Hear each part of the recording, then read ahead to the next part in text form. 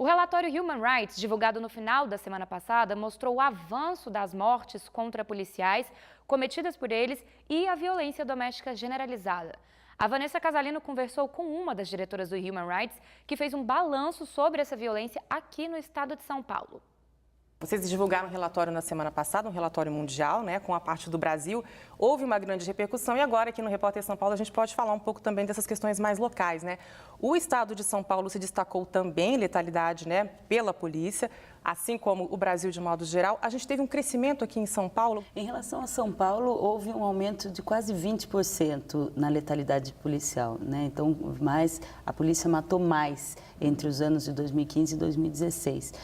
Isso também se viu no âmbito nacional e onde esse crescimento foi mais notável foi no estado do Rio de Janeiro. Mas São Paulo ainda, infelizmente, continuamos vendo números muito preocupantes, que dão a entender que também em São Paulo a polícia está não protegendo a população, porque a gente ainda tem números muito pequenos de resolução de homicídios em geral, E o Brasil conta com uma taxa de homicídio enorme e os policiais continuam abusando ou usando excessivamente da força. Obviamente que esse aumento, a gente não pode dizer que necessariamente foram mortes ilegítimas, A polícia atua muitas vezes em defesa própria e defesa de terceiros, acaba matando nesse contexto. Mas no nosso trabalho a gente tem visto que muito dessas mortes são execuções, são o abuso, o excessivo uso da força pela instituição policial. Então, a polícia não protege, a polícia comete abusos e a polícia está desprotegida também. A gente pode dizer que mesmo em São Paulo a gente vê a necessidade de uma reforma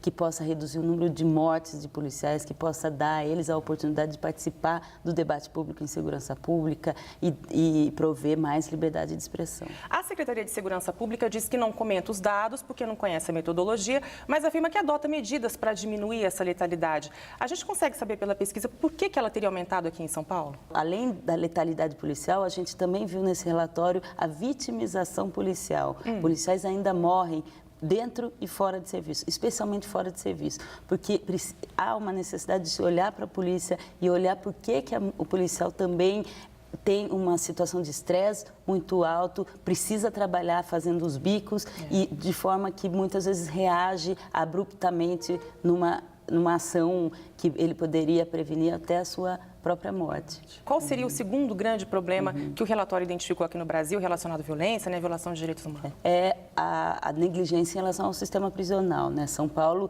tem a maior população prisional do país, São Paulo tem 30% da população prisional do país, mas a gente ainda vê em São Paulo presos em celas superlotadas, em celas que não representam, por exemplo, o maior possibilidade de condições de ressocialização, não há condições dignas sanitárias, então tudo isso é um contexto muito complicado. Você sabe que em São Paulo apenas 10% dos presos fazem qualquer tipo de atividade educacional e 13% fazem algum tipo de atividade laboral. Então isso representa um pouco do que o Estado de São Paulo dá de oportunidade de ressocialização para tantos presos que ingressam no sistema. Ainda São Paulo tem uma das maiores taxas de encarceramento também. Então, isso também reflete um problema nacional, reflete uma negligência de outros estados também de se tratar definitivamente com a prioridade que é necessária esse tema das condições prisionais no Brasil.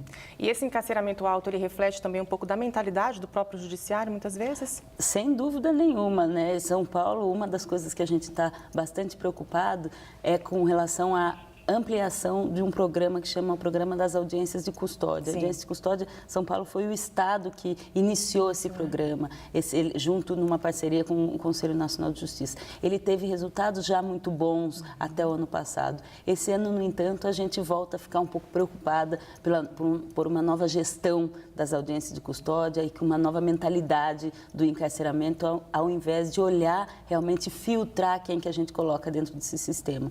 Então, acho que isso é um ponto importante de consideração no Estado de São Paulo. O Estado de São Paulo não pode voltar atrás, porque é o Estado também que proporciona que os outros também sejam orientados para uma melhor forma de como tratar o sistema de justiça criminal, E por último, violência contra a mulher mais uma vez aparece em destaque. A gente tem a Lei Maria da Penha, ela sofre evoluções também desde que foi implantada, mas por que a gente não reduz? Por que o Brasil e também o Estado de São Paulo, claro, continua no destaque?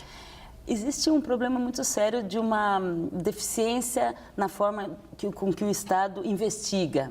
Né? Uma das nossas, os pontos de atenção é que se investiga pouco, que se investiga mal muitas vezes. A mulher não sente no sistema uma garantia de que seu caso, mesmo que sejam os casos iniciais da violência doméstica, sejam melhor atendidos. A violência doméstica tipicamente agrava, né? Se você não tratar na primeira oportunidade que você tem para interromper esse ciclo, ela prossegue e pode levar até a morte. A gente tem taxas de homicídio de mulheres bastante relevantes ainda no Brasil como um todo. São Paulo se destaca positivamente, né, no âmbito nacional porque ampliou muito os equipamentos de proteção da mulher. Então, é um estado que tem bastante varas, tem 10 varas especializadas em mulher no âmbito do judiciário, tem mais equipamentos de polícia voltados para o atendimento da mulher, mas ainda existem problemas em relação a qual o valor que você dá para o primeiro depoimento, qual é o espaço que você dá para a mulher se sentir à vontade para fazer